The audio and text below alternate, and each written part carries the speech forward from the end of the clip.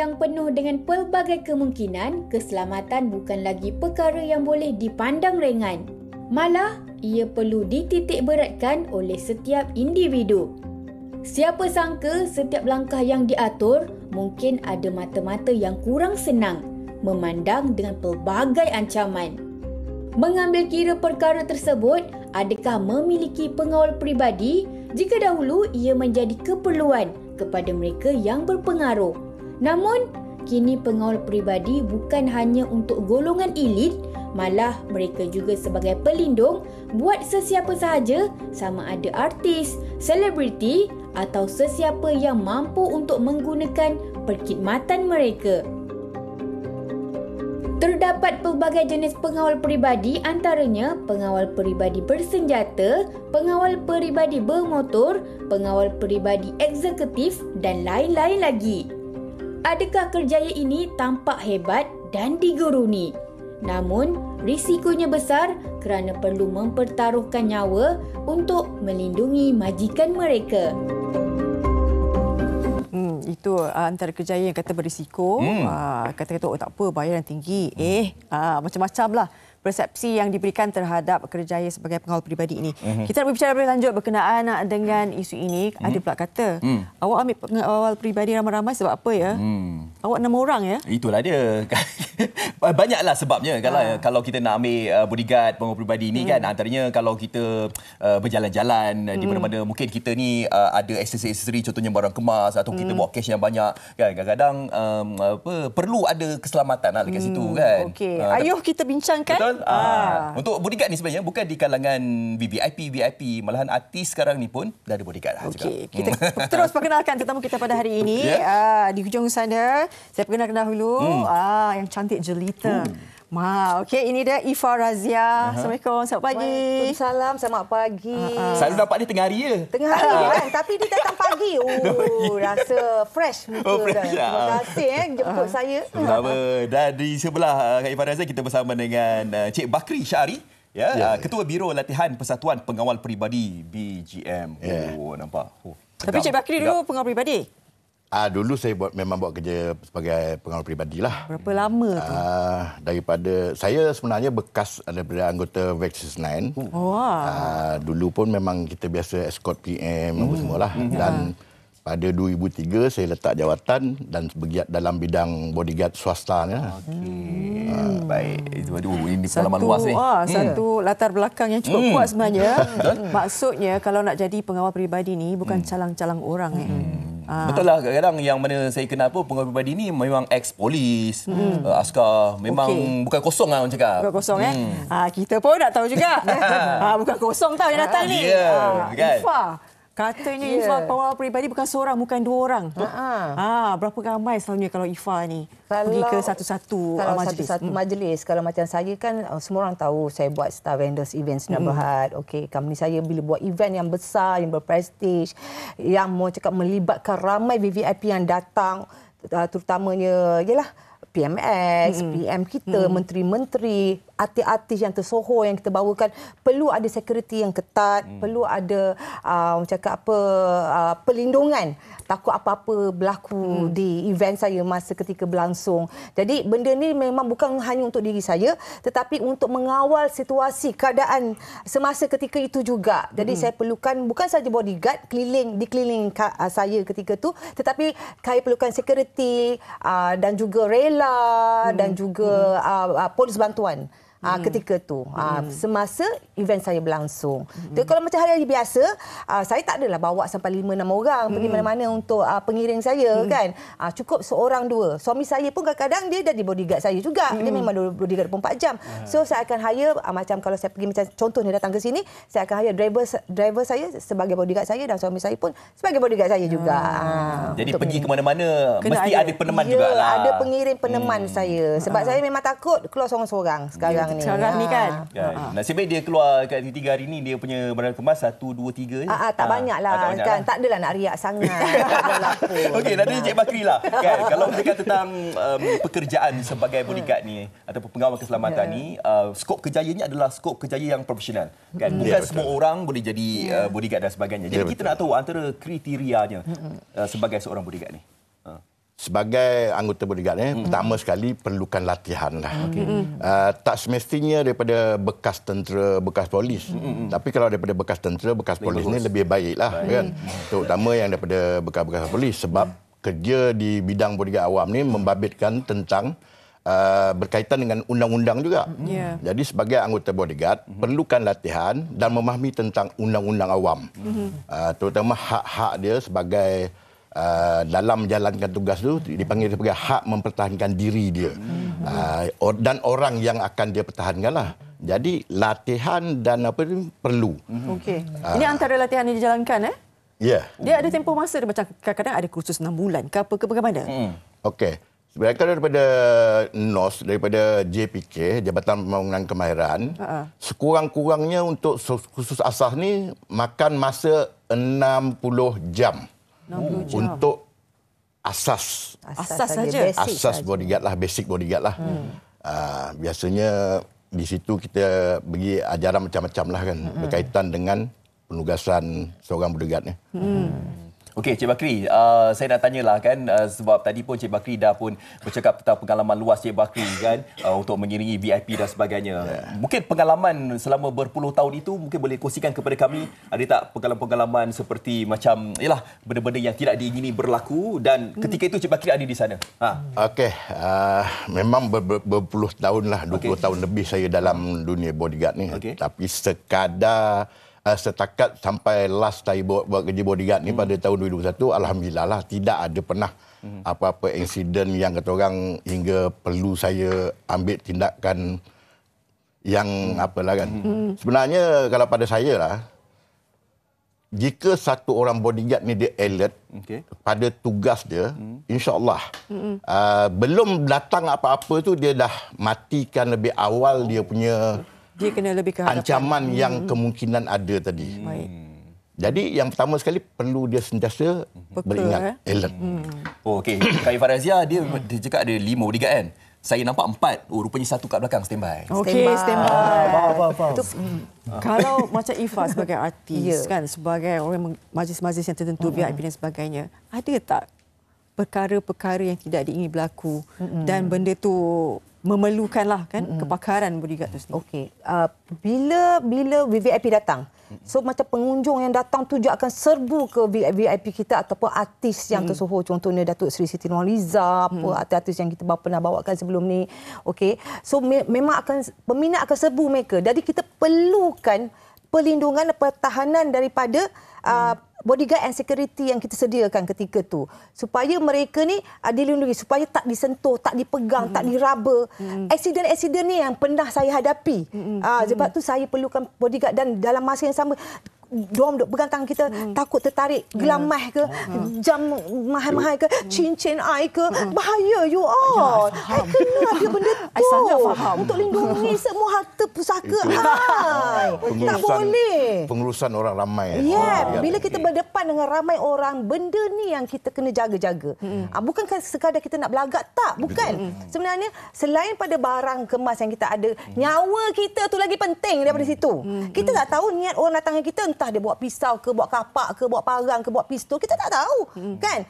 Diorang nak sakit hati dengan kita, kita tak tahu siapa pun. Jadi benda ni yang orang cakap, bodyguard yang kena alert, dia akan patahkan dulu. Dia akan nampak mata di setiap penjuru tu, dia akan tengok siapa yang kelakuan yang aneh, yang cuba nak ancam kita ketika nampak itu. Orang mencurigakan. Sebagai bodyguard, bila Ifa cakap tadi mata tu, sekalian ada kelebihan tu, apa yang akan macam dia macam kalau automatik ada lampu. Dah tahu dah. Bodyguard ada lampu.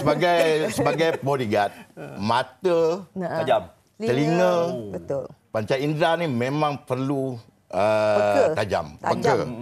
Terutama bila membabitkan macam Ifa cakap tadi kan, di khalayak ramai kan. Terutama dalam artis atau ahli politik yang ramai peminat dia tu. So, mata sebagai seorang bodyguard ni dia kena alert, kena scan. Bahasa mudah dengan dia kena scan tingkah laku orang.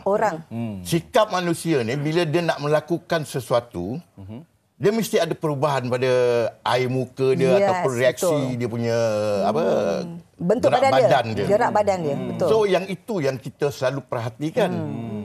Kan? Contoh macam ni lah kan. kadang-kadang hari-hari kita bawa kenderaan, lalu roadblock tak pernah pun kena tahan. Tiba-tiba hari itu lesen kita mati, road tax kita mati, tiba-tiba polis tahan. Sebab apa? Sebab body anggota contact tadi kita. dia pandang pergerakan. Body Kan contact air kita. muka kita, pergerakan badan kita tu dah mula. Bila nak melakukan, kita lakukan sesuatu kesalahan ataupun orang ni cuba nak lakukan sesuatu, mesti ada perubahan daripada air muka dia dan pergerakan badan dia. Itu yang kita nak perhatikan sebagai bodyguard. Pergerakan badan dia, pergerakan tangan dia. Tapi kalau dalam keadaan kelompok yang ramai Susah juga tu kan. Itu yang perlukan bodyguard yang ramai. Kan? Okey, kita ada komen di Facebook. Kita dah bacakan pandangan daripada Zahid Paan. Katanya pengawal peribadi kena tengok pada manusia tu. Kalau dia seorang manusia lemah seperti Nobita dan Hinata, dia perlukan pengawal peribadi. Kalau dia pandai jaga dirinya sendiri dan belasah orang jahat seperti Naruto dan Sakura, tidak perlukan pengawal peribadi. Itu komik Macam Macam Saya kena bertapa dulu lah. Siapa lagi? Amin Nuruddin, dia kata pengawal peribadi ni ikut kemampuan dan keadaan. Biasa kalau orang kenamaan lah, patut upah pengawal peribadi dan demi keselamatan diri, harta dan keluarga. Mudah je. Ukur baju di badan sendiri, tepuk dada, tanya selera. Oi. Satu lagi, Zinat. Zinat kata pula rasanya tak perlu kot penjaga peribadi selagi kita menjaga keselamatan diri berada di tempat yang selamat. Cuma perlu ada CCTV lah untuk kita perluaskan di tempat di mana semua orang yang berisiko seperti tempat letak kereta dan juga dekat mall. Saya rasa dah banyak juga CCTV tapi perlukan pemantauan lah. Okey, saya nak tanya Kak Ifah Razia. Tadi saya dah tanya dekat Cik Bakri tentang kriteria untuk menjadi bodyguard. Kan? Macam Kak Ifah sendiri, kalau nak jadi bodyguard Kak Ifah ni, adakah Kak Ifah sendiri kena melihat, kena pilih apa kriterianya? Nombor satu, siapa yang kerja dengan saya lah, bukan saja bodyguard, dia kena faham, sedia maklum lah kalau nak kerja dengan Ifah Razia tu nombor satu, tahan maki. Okey? Tu saya cakap betul-betul. Okey, nombor satu, tahan maki. Nombor dua, kriteria abang jangan gelak sangat bang. Okey. Abang pun nombor apply. Kriteria seorang bodyguard lah, kita pergi bodyguard kan. Dia mesti ada berlatar belakang dia sebagai seorang askar ataupun polis ataupun FRU whatever yang berlatar belakang dia. Dan mereka kena ada lesen. Ada lesen, maknanya diorang ada lesen pegang pistol, kena ada. Senjata tu penting. Bila nak mengawal saya, dia kena ada lesen tu. Pistol kena ada. Selain pada mereka pandai mempertahankan diri mereka untuk ancaman daripada luar ni. Memang diorang kena pandai lah, karate ke silat ke whatever, diorang kena pandai. So diorang kena berlesen. Kalau tak ada lesen, tak ada ini, kita tak boleh ambil sembarang orang. Takut pula kan bukannya dia jaga kita pula jaga bodyguard. Bahaya tu kan. Jadi itu yang paling penting. Abang jangan gelak sangat bang. Ini sebenarnya yang betul. Jadi kita kena tengok apa kerja dia, skop dia apa. Kalau dia sebagai driver. Kalau sebagai bodyguard, dia pantau kita mana. Dan jarak dia dengan kita. Dan kalau boleh, kita jangan kenalkan bodyguard kita dengan siapa-siapa. Biar orang tak tahu. Dia ada di keliling saya. Tapi tak siapa pun tahu dia tu bodyguard siapa, dia penjaga saya. Itu yang paling penting. Itu untuk demi keselamatan nyawa lah. Cik Bakri nampaknya ni terhibur dengan jawapan Ifah Razia. Apa yang mencut hati tu Cik Bakri? Bukan terhibur, cuma saya nak betulkan sikit lah kan. Tentang tahan maki kita. Kerja saya macam tu. Apa ni kerja saya? Ayat ni di kalangan kami bodyguard ni memang cukup terkenal lah kan. Jadi Ifah ada cakap kena ada yang nak lesen, kena ada lesen dan pandai kemahiran mengendalikan senjata. Dia ada kategori bodyguard yang boleh pakai senjata, yang tak boleh ke bagaimana? Ada. Kita dalam bodyguard ni ada dua lah. Yang carry arm, yang bawa senjata tadi, dan yang kosong lah. So biasanya di luar ni banyak jugalah. Dua kategori ni memang banyak. Yang carry arm dan yang bersenjata. Tidak bersenjata. Dari segi bayaran pun memang berbeza. Of course lah, tentu jauh berbeza lah. Kalau yang kosong ni takkan kita nak bayar bos-bos dulu, prinsipal nak bayar lebih pula kan. Itu sajalah. Itulah beza dia. Beza dia itulah kan. Carry arm dengan macam, yang tak carry arm. Ada orang kata macam bayaran ni sikit tapi berisiko pula. Okey. Tentang bayaran. Sebenarnya bergantung kepada bodyguard tadi jugalah dan bos yang nak ambil dia lah. Kalau dia satu orang bodyguard yang berpengalaman, biasanya bayaran pada dia memang agak lebih lah.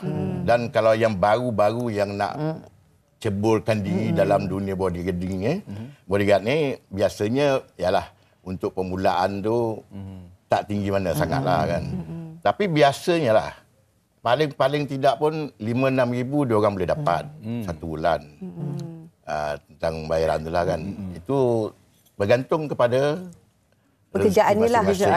Job spec kan. Kalau yang jenis berilmu, yang jenis apa kan, bayaran dia tentulah lebih lah. Biasanya yang bayaran agak tinggi sikit ni daripada bekas polis, bekas tentera lah kan. Sebab ilmu dia tu lebih. Bukan bererti orang awam tu bayaran dia rendah, tidak juga. Bayaran dia setimpal lah dengan pengalaman dia. Setimpal dengan pengalaman dia. Ya, kerjaya sebagai bodyguard ni bukan yang glamour semata-mata kan. Kategori bodyguard ni sebenarnya pun dia ada kategori dia juga. Maksud saya yang berpengalaman tadi. Daripada kita ada SKM 3 yang dia apa JPK dan ada yang pemegang diploma dan juga ada yang pemegang diploma lanjutan. So bayaran dia tu kan boleh kita bergantung kepada kemahiran dia dan profesional dia lah. Profesional dia. So kalau kita lihat tadi pendidikan juga penting sebenarnya untuk nak jadi bodyguard ni kan. Kemahiran dia lah Itu kata. Khusus tu permulaan tu memang penting lah untuk ada ilmu apa pun kerja sebenarnya kalau apa kena ada ilmu. Betul. Tak ada ilmu apa pun tak guna. Betul. Kan? Itu yang kadang-kadang kita tengok separuh timbul cerita bodyguard pukul orang bodyguard apa kan sebab dia tak faham, tak ada ilmu semualah. Kalau pada saya senang je, tak ada ilmu. Betul. Kan? Okey, macam Kak Ifah sendiri waktu mula-mula jadi artis dulu dah pasang bodyguard ke ataupun sekarang ni jadi CEO Star Video Event baru nak pasang bodyguard atau macam mana Kak Ifah? Tak, sejak ada company yang besar ni lah. Sejak tu saya pasang bodyguard sebab apa untuk menjaga keselamatan. Bukan saya saja tapi pengunjung juga dan juga VIP kita yang kita jemput dah hadir untuk majlis kita sepanjang acara kita berlangsung dan juga dengan artis-artis yang kita jemput juga. Itu memang saya tekankan kat situ kena jaga. So bodyguard saya macam contoh ada 5 orang kat situ, okey 2 orang akan pergi jaga artis ni. Iring artis ni selain daripada security dia, selain daripada rela dia, pergi iring. Saya tak nak artis tu dibiar seorang-seorang ke hulu ke hilir, tidak. Saya memang ada tentukan macam tu, macam event-event saya kan orang tahulah besar and then 24 jam berlangsung kan. Jadi pentingnya ada keselamatan yang bagi sangat-sangat penting. Kalau tak nanti saya pula nanti akan dihujani. Dipertanggungjawabkan buai ada hilang cincin pula. Tapi kalau pergi shopping ada juga? Ada. Saya kalau pergi shopping saya bawa tapi saya tak tunjuklah saya punya bodyguard tu. Kan nampak sangat ramai. Kau pergi jauh-jauh siang malu aku. Kadang-kadang kita malu tau. Nanti orang kata belagaknya Farazia tu kan bawa bodyguard. Tak, ini adik saya cakap. Ini abang saya. Tapi menjawab kepada soalan tu, adakah macam ada bodyguard ni menunjukkan status seseorang artis tu juga? Ya, betul. Sebab apa? Bukan semua orang mampu nak hire. Betul tak, Cik Bakri kan? Bukan semua orang mampu dan apa sebenarnya dia kemahuan dia nak apa? Baik. Kemahuan dia atau dia adalah sebab dia kenapa dia perlukan bodyguard. Kalau macam orang yang biasa ke, kalau rasa benda tu tak penting untuk dia, tak perlukan, tak perlulah. Tak payah nak waste duit, waste time kat situ. Sebab Cik Bakri duduk jari dia macam ni. Psikologi tak sabar-sabar nak menjawab. Saya ada pandangan saya. Yes. Mari kita dengar pandangan beliau. Macam yang Puan Ifah cakap tadi kan. Kalau pada saya punya pandangan lah kan. Dia yang gunakan bodyguard ni dia ada 2 kategori lah. Okey. Kategori pertama. Pertama sekali kategori untuk image dia. Status dia bukan untuk betul-betul 100% untuk keselamatan dia.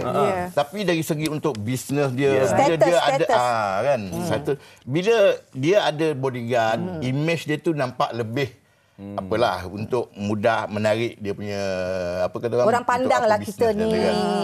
Dan satu kategori lagi dia memang ambil bodyguard ni 100% adalah untuk keselamatan dia dan keselamatan keluarga dia. Itu dia. Faham? Okey, lepas ni Farihah dengan Afat nak ambil bodyguard tak? Pinjam akak punya adik. Pinjam adik akak lah. Boleh. Boleh pinjamkan. No problem. Cik Bakri ada sebelah ni. Ini banyak bodyguard dia. Pinjam satu. Boleh. Ini sudah ni. Terima kasih Kak Ifah. Terima kasih juga Cik Bakri sudah datang bagi bercakap tentang pegawai peribadi. Adakah satu keperluan? Siapa saya nak tanya juga Cik, nanti si borang Lepas ni dapat job. Bagi job. Kita orang dapat juga sebab kita kenal kan.